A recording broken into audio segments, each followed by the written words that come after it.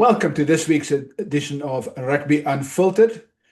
I'm your host, Jan de Koning, and with me, as always, the most knowledgeable coach in the country, Eugene Eloff. Loffie, welcome. Jan, I'm not so sure about the most knowledgeable. There's a lot of coaches out there that knows a lot about this game, but I've got a good feeling for it. But it's great to be back.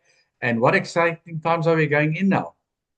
International season, Eugene, and it's the beauty about it is we just finished the semi-finals. We still got the URC final coming up, and we'll touch on that first, and then we're going to go to Rassie, and we're going to chat to Rassie about his Springboks, the injuries in the Springbok camp, what his plans are for July for the England, Scotland, and Wales test, and which players will be back and which players won't be back. So we've got a lot of news to share. But I think, Eugene, let's start with the semi-finals. Two very interesting semi-finals. Yes, Jan, I think, first of all, we need to congratulate Jan Ackerman and the Bulls. And I'm sure they must know that they've got the whole country behind them now, whether you're a Stormer, a Lions, a Shark, whatever you are, the whole country supporting them. They are in the final. That's what it is. I feel for the Stormers. And, you know, as we always decided, we're not blaming refs or this or that. I think things didn't go their way. There was definitely the cards had an influence, and I'm sure if Dobbo looks back at the game, he will be very disappointed in again what we talked about, maybe the game discipline, and you cannot blame it on the one incident of Ruan Ackerman that came in. You know, he was hyped up, he came up, he made a mistake. That's not the reason they lost the game. I thought they had control of the game for quite a long time. Take nothing away from Leinster's defense, but. So I would just contribute it to maybe a bit of game discipline, bad calls by a referee in terms of cards, especially Murat. And then, you know, you cannot win these playoffs with 13 players on the field. Doesn't matter who's where and so on. But they took it on the chin, and life goes on, and they'll definitely be back in the next season. But good luck to Akis and his team. Yeah, you touched on it briefly, and I don't want to harp on the semi-finals for too long. You said they made mistakes. I think the key for me was the playmakers, fly off, scrum off. Khan didn't have a good game. He's a very talented player. Doesn't make them bad players. It doesn't make the fly off a bad player. They just didn't have a good game. You know, I mean, we saw in the other semi-final, Andre Pollard missed 3 penalties and a conversion, which, I mean, normally he slots 100%. So these things happen. The Bulls were lucky. They managed to pull off the win. The Stormers... You know, those poor tactical kicks or poor decisions cost them, and yeah, maybe the occasion was too big for those two youngsters at fly off and scrum off. But Eugene, what a great final we got. We have Leinster and it's Croke Park, 80,000 people at Croke Park. I'm sure it'll be sold out. 80,000 people. Leinster against the Bulls, a repeat of last year's final. What an amazing occasion. Yes, Jan, this morning I bumped into an Irish guy in the gym of all places, and he was very outspoken and confident that Leinster didn't perform well in the semis. They will peak this weekend. And then I said to him, you know what? It's interesting. That's rugby. On the day of a final, it's 80 minutes of two teams that are so prepared mentally, physically. Anything can go wrong and anything can go right. But I do believe that the Bulls have the pack of forwards and the team to win it. And maybe, of course, Polly, who missed those few kicks and a lot of criticism by that, maybe it's going to kick them all over. But it's going to be a cracker of a game, as you mentioned, with 70, 80,000 people there. And these are professional players. They won't be intimidated by the Irish crowd. If they stick to the process and what they've been doing all season, I've got a good feeling that they can surprise Leinster. Leinster... It's not that team they were a few years ago. That's my opinion. Yeah, no, I agree. The difference is in the Bulls got two key differences. They loose forwards. They've got very different loose forwards. So the number 8 in flank is that didn't play in the final last year. At fly off they've got Pollard. So I think those are key changes for me, key improvements for the Bulls that'll make them a threat in the final. And then Leinster, that aura about Leinster being Ireland, yes, they still have. I mean, there will be 37 in the final. There will be 37 players with international test caps. I think the Bulls shade this Leinster slightly, but if you think of it, that's two teams almost like Ireland against the Springboks or part of the Springboks. So yeah, it's going to be a massive game. But let's move on to some real international rugby. We just had Rassie Erasmus, and I sat in with Rassie. Eugene, Rassie gave a whole list of injuries or explanations of who would be back and who would not be back. For me, the key was Rassie saying that Salman Murad, because they brought in a lock from the Stormers to replace Salman this week. And Rassie just said now that Salman's got a serious neck injury. Now, so we know that Salman's got some a lot of injuries in the last few years.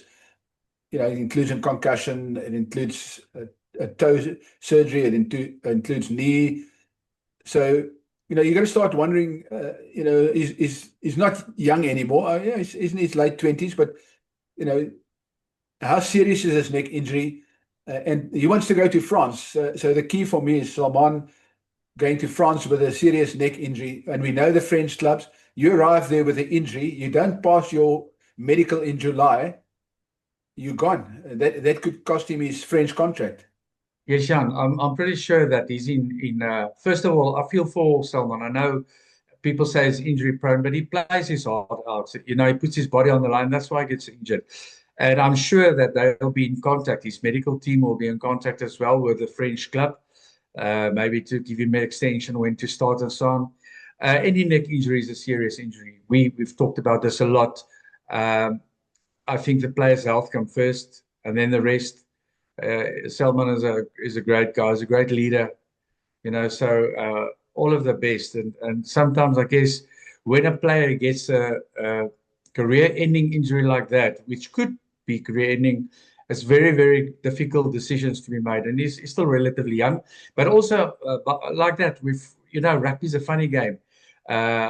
In Afrikaans we say, die een se dood sê ander se brood. What it basically means, it creates an opportunity, and it couldn't happen to a greater player than Ruben van Heerden. He's been playing very well, season in, season out, working hard. He's not in front. He doesn't shine the whole time, but he does the hard graft. So congrats to him also making the group, and he's getting opportunity. And who knows? But maybe now's a good time to go listen to Rassie's interview. Yes, I think before we switch to Rassie, I will switch to him now. He said something very important, apart from Murad, which obviously is a concern. Only two players, RG Snyman and Kwagga Smith, won't feature this year. So players like Sasha and Loot is already back. Krappies is going to be back soon. So he said the injury situation is not as bad as people think. There's a lot of names that are injured or not. But I think Rassie explains it properly, that he doesn't want the headline to be, we've got this list of injuries. He says only two players are not going to play this year. So, yeah, let's listen to Rassie and exactly what he said. I asked him specifically about the injuries, and he explained it very well. Let's try some of that. If you can just give us an indication of when or how they will be available. Okay, I've got it on my phone here, so I'm going to look down while I say it. So we can mention a hell of a lot of players, but that is not the situation. A lot of these players wouldn't have made the match at 23. So we can moan about them, but they also help us a lot of squad depth, and so we can rotate. So I can list it for you, but I just don't want a headline and saying we've got a lot of players being in trouble, because in our camp reality that's not the case. We've got a hell of a lot of players which we don't know how we're going to give them game time currently. Guys is fit. So I'll read it, but please just don't say I'm trying to picture an injury list that's bad, because that's not the case. So, you know, I mean, Clive Trent would have loved to have him. He's a long-term injury. Magnus van der Merwe is a long-term injury. Frans Malherbe and Trevor hasn't come back yet, but we hope they can.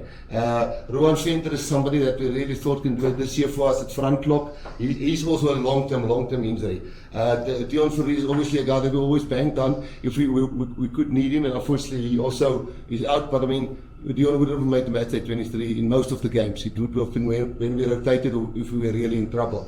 Then Kwagga is out long term till next year only. Jean-Luc is out long term, and Jarno Gastas is not ready yet. Jaden is out. Krappies is out, but Krappies will be when we play New Zealand, or even maybe the second or third test. against Scotland and Wales, he might be available. Jordan and Jaden is long term, but will be somewhere this year that they will be get back into the mix. It's not a long term for them. Then Sasha will be ready about 4 weeks before the New Zealand matches. Ethan Hooker 4 weeks before the New Zealand matches. Henku long term, but also close to New Zealand matches. Bronson Wells is also, and then Sebastian also he's got a long term one. He's only ready next year. The other guy shows Grant is ready. Eben will be ready for. Some guys will rest against the Barbarians, so we just played a lot of rugby. I mean, I like Damian Talenda. Gaza played a lot of rugby. We're still making our decisions there. But Grant is ready. Which was your other question? Which other player that I missed? Eben will be ready for England. Kobus Reinach? Kobus Reinach can be ready for England, but it will be a push on that. We would rather make sure, although we want to desperately beat England, I think it will be foolish for us to. He'll probably only join the squad. If he hear me say this, he'll get upset. He'll probably only join the squad after the 3 incoming matches. Okay, I see. What's that? Malcolm Marx. Malcolm Marx as well. Yeah, and so what I like about Rossi, he's got hands-on. Him and his management team have got hands-on. They know exactly what the medical situation and the mental situation of every player is, and that there's enough depth. And I think one thing that he's done now is to explain to the country that we are actually okay with our players. And as you mentioned earlier, only 2 players will be out for the year, which is relatively good news. So I like that he's on top of it. He's got his contingency planning. He's got his plans to bring in the new players. He's leading them. He's giving them opportunities. And that brings me to another point that I think that we're doing so great now. That it's Rossi that brought it in. It's the connection and the line through to the under-20s, the junior Springboks. And as he also mentioned there, they've been a few players that have been pulled up. They fit into the system well. They understand it. They seem to understand they've got the skill set. They've got the fitness levels. So we're going to see a few new faces in some of these games, earlier game, which I'm very excited about. And also listening to Faf saying that, it's still a great honor for him. He said 2 things that first of all, it's great to be back in South Africa. He's going to bloom now. He's gonna help how he can. And secondly, he's prepared to work hard to deserve his position again. To the people that sort of just write him off, it's not over. And I like it. That's a fighting spirit of our South African rugby players and people out there. And that makes it excites me, the new names that he's been talking about, the youngsters coming through. And maybe, Jan, you should elaborate on where we're going here from now from these camps on, as he also talked. Yeah, so first of all, our next game, or the first game, is a warm-up game against the Barbas. So the Springboks will play the Barbas next Saturday, June 20. And then there's an Africa A team, which is basically going to be a lot of the baby box. Rossi dropped some seriously. A lot of the baby box are going to get a run against Zimbabwe, which is a World Cup team. So he's going to give them a chance in international. So SAA is our second team. So once they played for SAA, those baby box are all capped. So he's going to cap them against the Zimbabwe in a which is a test team, and then they capped for South Africa, and now he can work with them. But he's already telling them, "You're in my picture." The significant for me from Rossi while speaking is when he spoke about Riley Norton, the baby box captain, and the kid's still 19, and he said he's mature and he's not windgat as Rossi called him. He says he's just mature. His leadership, he gives off a presence of authority.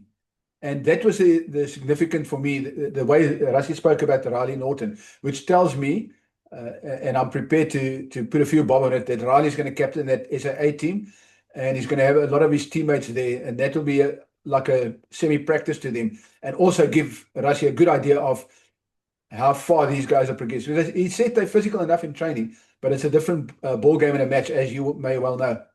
Yes, Jan, and I think one thing is not going to be a baby box team. There's going to be a few of the junior Springboks going to be there, and you're making an interesting point regarding Riley and his captaincy. He is a great leader, but also players coming back from injury that haven't played for a long time, that needs game time.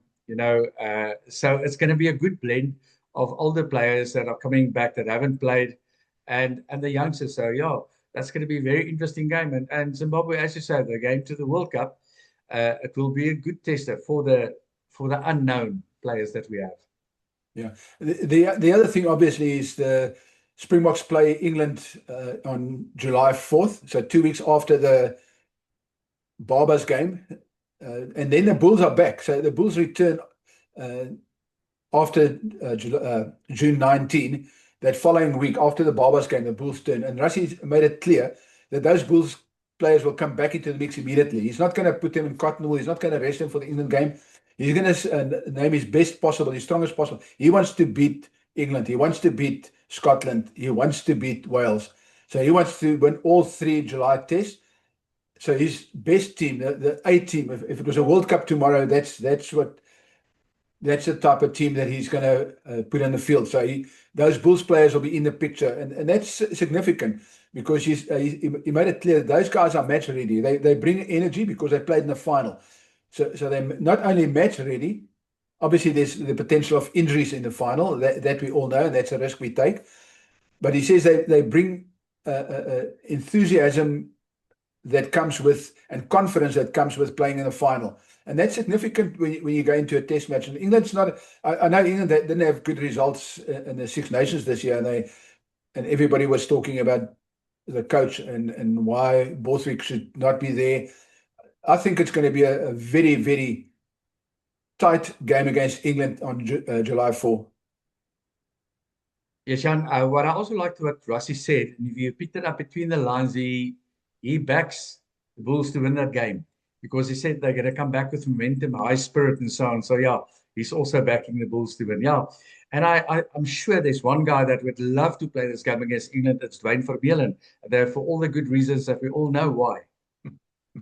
Yeah, but Pollak is not even in the Premiership team of the tournament, so I'm not sure if he's lost form or maybe his own country is getting tired of his antics.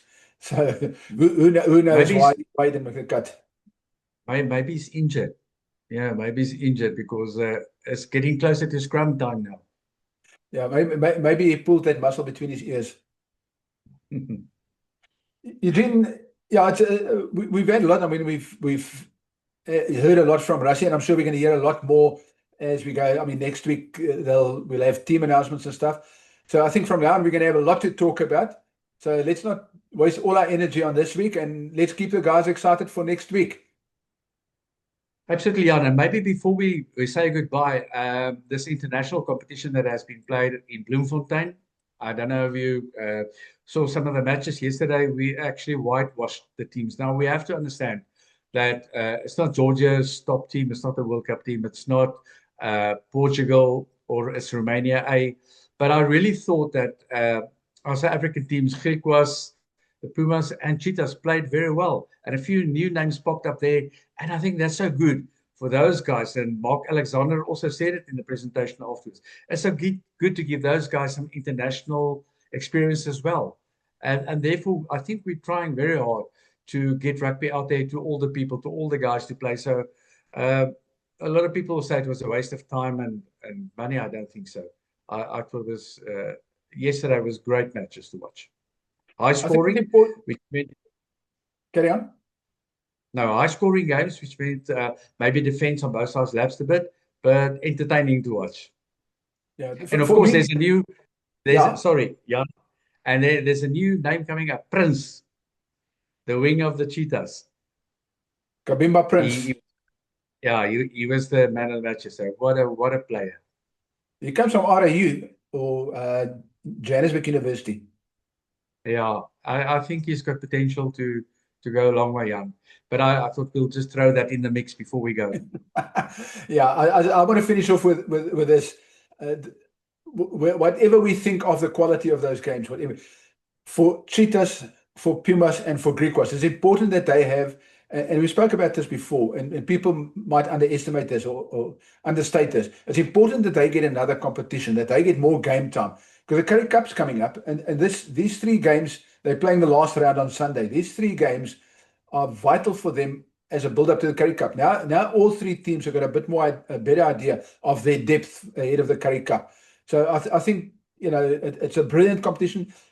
Jimmy said it last week on the podcast. He said it's so great for the Cheetahs to invite everybody and set this up. And I think Toyota and the Cheetahs deserve big plaudits for setting up this tournament and pulling it off and giving us something else to watch while we have a quiet week. So yeah, I think next week we can maybe elaborate a bit more on what the positives and negatives are of this tournament, or what they take away from this. I got you. Okay, that's it from me, your host, Jan de Koning.